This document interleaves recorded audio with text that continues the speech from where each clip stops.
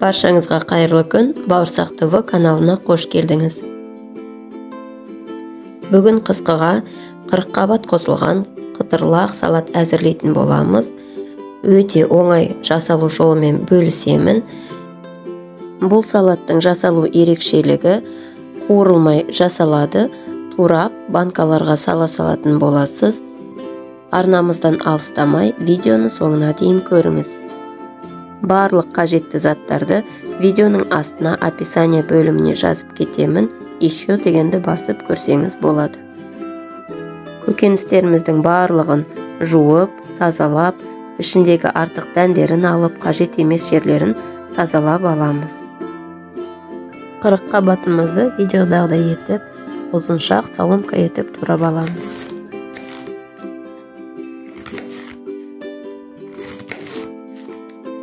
Жаңа видеоларымызды жіберіп алмас үшін арнамызға тіркеліп, қоңырауды басып қойыңыз. Туралған көкөністерімізді көлемі 10 литрдан асатын үлкенірек ыдысқа саламыз. Тәтті бұрыштарымызды да ұзыншақ соломка қылып турап аламыз. Салатымыз әдемі көріну үшін мен осылай әртүрлі түсті бұрыштан алдым. Туралған орам жапырағымыздың үстіне бұрыштарымызды саламыз. Сәбіздерімізді корей салатына арналған теркадан өткізіп аламыз. Сәбізіміз тым ұзын болмауы қажет, сол үшін сәбіздің ұзын жағымен емес, домалақ жағымен теркалауға тырысыңыз. Үккіштен өткізген сәбізімізді де жаңағы туралған көкөністеріміздің үстіне қосамыз. Қиярымызды да 2-3 мм болатындай етіп, жіңішке етіп турап аламыз. Егер қиярыңыз үлкен болатын болса, ортасынан бөліп алып, кәдімгі салатқа тураған сияқты жіңішкелеп турап алсаңыз болады. Туралған қиярымызды да бағанағы көкөністеріміздің үстіне қосатын боламыз. 2 тал пиязымызды да жартылай айшық тәрізді етіп, жіңішке етіп турап аламыз. Туралған пиязымызды да қалған көкөністерге қосамыз. Видео ұнаса арнамызға тіркеліп, лайк басып, комментарий қалдыруды ұмытпаңыз. Міндетті түрде оқитын боламын.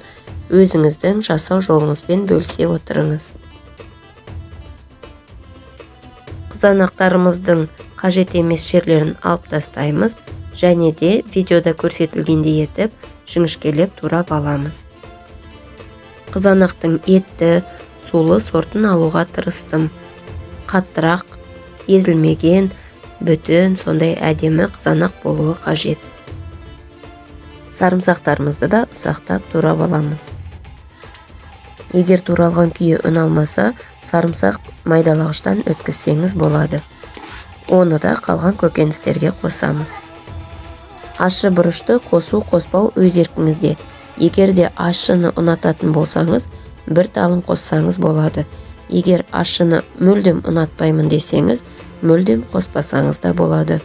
Мен кішкене салатқа қышқыл дәмі шығу үшін жартысынан азырақ етіп кесіп алып, соны ғана қостым.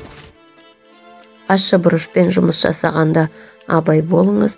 Қолыңызға тиетін болса, ащысы кетпейтін болады. Сондықтан мейлінше перчатка киіп немесе алыстан контакты жасағаныңыз дұрыс болады.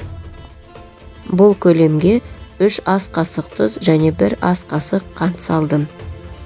Тұз, қантын өзіңіздің қалауыңыз бойынша дәміне қарай салсаңыз болады. Азырақ не көбірек салып, араластырған соң дәмін көріп, тағы да қосымша салсаңыз болады. Дайындап жатқан салатымыз қуырылып жасалмағандықтан атылып кетпес үшін оған аспирин таблеткаларын қосатын боламыз. 1 литрға 1 таблетка аспирин деп есептейміз. Бұл көлемнен бізде 5 литр салат шығатын болады, сондықтан 5 таблетка аспиринді үгітіп үстінен қосатын боламын. Дұрыстап отырып барлығын бір рет араластырып алыңыз және дәмін көріңіз. Тұз немесе қантын дәміне қарай қоссаңыз болады. Мен дәмін көріп, тағы да 1 ас қасық қант қостым. Және 1 литрға 1 ас қасық 9% сірке суы деп есептеп, 5 ас қасық 9% сірке суынан құйдым. Және ең соңынан 100 мл ыстық қайнап тұрған иісі жоқ шемішкенің майын құйдым. Барлығын түгел қайтадан дұрыстап араластырып аламыз. Егер араластырған уақытта ыдысыңызға салатыңыз сыймайтын болса, дастарханның бетіне араластырып алып, ыдысыңызға қайтадан салып қойсаңыз болады. Бетін ауыр бір затпен жауып қоямыз. Мен ет табақты пайдаландым. Осылай жабық күйінде 1-1,5 сағат суы шыққанша қоятын боламыз. Арасында бір ашып араластырып қойсаңыз болады. Салатымыз тынып тұрған уақытта банкаларымызды стерилдеп аламыз. Банкамызды 5 литр салатқа есептейміз. Менде 1,5 сағат уақыт өтті. Салатымыздың суы шықты. Енді стерилденген банкаларымызға дұрыстап отырып нығыздап түгел салып алатын боламыз. Арасы бос болып қалмас үшін қолыңызбен кішкене нығыздап салып жіберіңіз. Түбіндегі қалған суын барлық банкаларға біркелкі етіп құйып шығыңыз. Салаттың ортасы нығыз болып қалып қалмас үшін шанышқымен кішкене арасын қопсытып, қайтадан еселеп суларын құйып шығамын. Банканың қақпақтарын бетіне бос қылып бекітпей жауып қоямыз. Үлкен ыдысымыздың ішіне майлығымызды түбіне төсеп, жаңағы банкаларымызды орнататын боламыз. Мендегі ыдыс мантаварканың асты. Енді үстіне банканың иықтарына келетіндей етіп, суық су құятын боламыз. Енді барлығын бірге отқа қойып, суымыз қайнаған сәтінен бастап, барлығын бірге 30 минут сыртынан қайнатып алатын боламыз. Мен тағы да бір ерекше салат әзірлеуге банкамды стерилдеп жатырмын. Оның да рецептісін карнамызға салып қоямын. Сілтемені басып көрсеңіз болады. 30 минут уақыт өтті. Банкаларымыз өте ыстық, абайлап алыңыз. Енді қақпақтарын арнайы жапқышпен жауып бекітіп алатын боламыз. Бұрандалы қақпақты банкаларды қолдансаңыз да болады.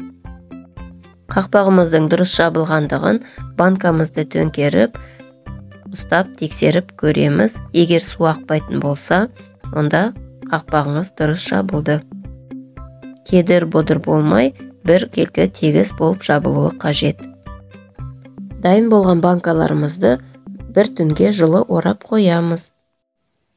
Ертесінде салқын жерге немесе тоңазытқышқа сақтап жесеңіз болады. Сіздер де әзірлеп көріңіздер. Өте дәмді, ерекше қытырлақ және де сондай балғын кез келген тағамға гарнирдің қасына қосып берсеңіз, өте дәмді, тәбет ашарлық болып шығады. Арнамызға тіркелуді ұмытпаңыз. Ас болсын.